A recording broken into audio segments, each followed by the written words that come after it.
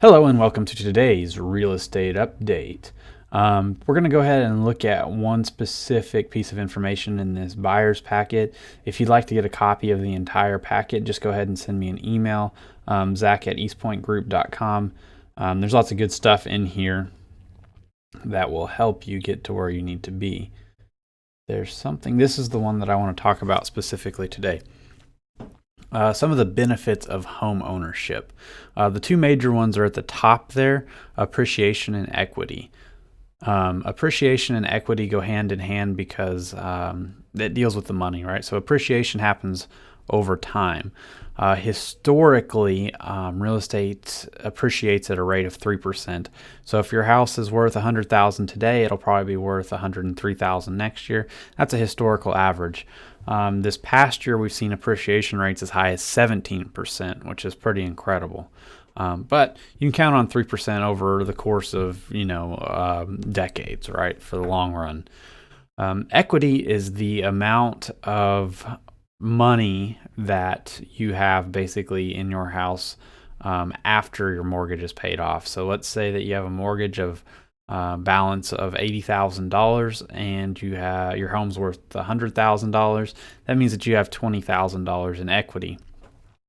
Homeownership is the fastest way, in my opinion, to build wealth. Okay, so when you rent a property, you're really just paying for time. You don't get anything out of it in return except for time. You don't get there's no appreciation that helps you, and you don't get any equity. There's no return except for time.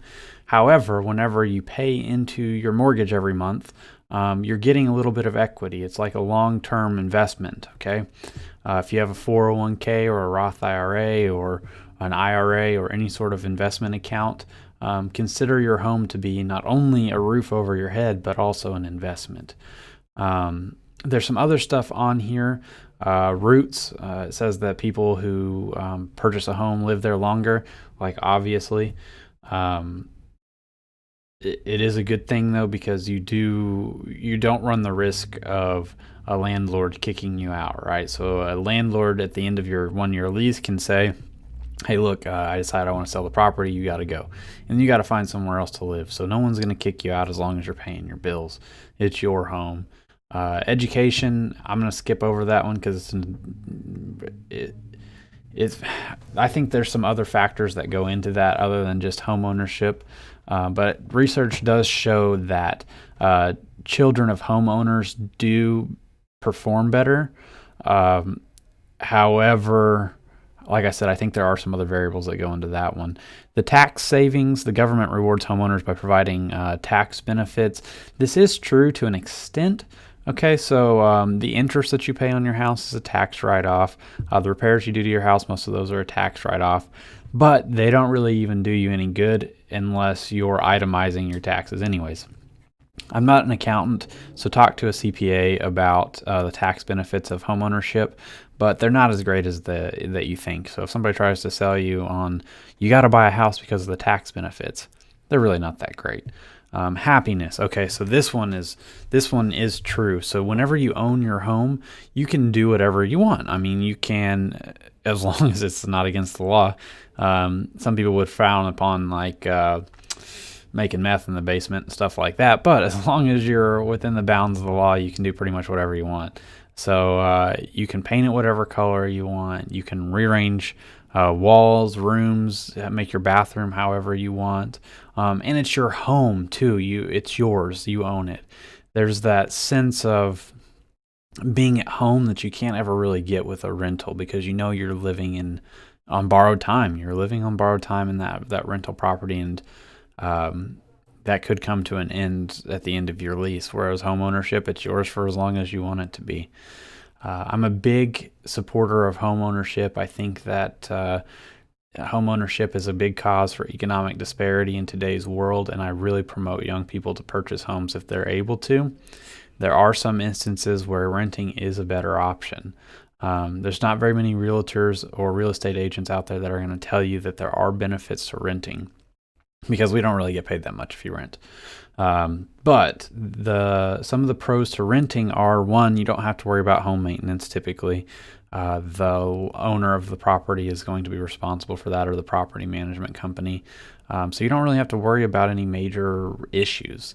There are home warranties that you can get when you purchase a home that cover a lot of that anyways, so it's not necessarily a huge deal. But that's one pro to renting. Another pro to renting is it's great for shorter time periods. So if you're going to live, let's say that you're military, and you're coming to Seymour Johnson Air Force Base and you're going to live here for a year, 2 years, you probably don't want to buy a house. By the time that you pay an agent and all the fees associated with selling your house 2 years from now, you'll be lucky to break even. Over the course of time, 5 to 10 years, that's whenever you really start to make some money and see that return, that appreciation work in your benefit. So anything less than 3 years, I would probably steer you towards renting instead of purchasing a home.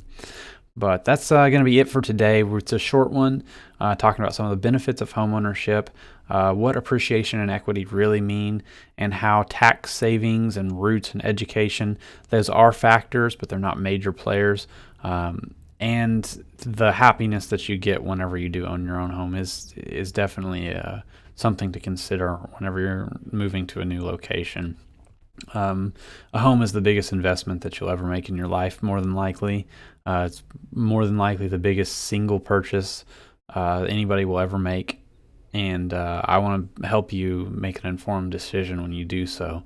So if you have any questions, don't hesitate to reach out. You can call me at 919-288-0688.